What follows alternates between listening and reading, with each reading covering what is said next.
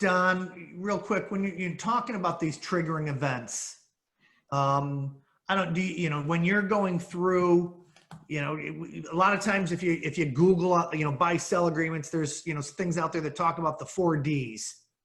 I think there's more, I think you'd agree that there's more than 4 triggering events inside of a buy sell agreement. What are some of the other triggering events that people, that would be a good question, I would think, to the attorney, to ask him to say, when you're writing a buy sell agreement, how many triggering events are you going after? I think what Paul had it right. He's got that one pager, but what are some of the other triggering events? Well, one that we don't often see is what if you're no longer able to participate in that type of business? So if you're an insurance agent and you lose your license, or if you're a pharmacist and you lose your license, so how does that play out? If you get a divorce and my wife gets X number of shares of mine, do the other partners have the right to buy her out? And then do I have a right to buy my stock back? I was not at fault in the divorce. And so is it fair to me that I lose X% of the business to her and those guys get to buy it, my partners get to buy it? So should I have a right to buy that back? And so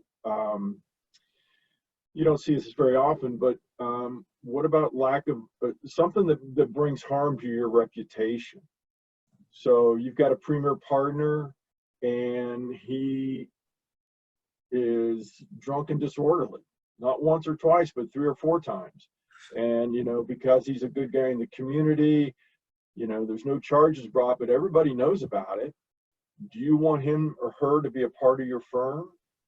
And so if the decision is that person goes and they're bringing in quite a bit of revenue, but you just really don't want them around, are you going to pay them 100% for their share, or are they going to get a 30% discount because they've brought some negative connotation to your firm?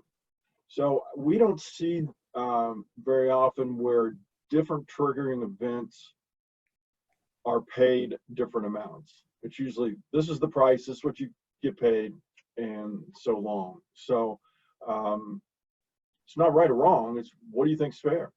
Do you think it's fair that he get 100%, or should he get 60% or 80% or whatever? Love it. Yeah, no, that's really something that people need to think about.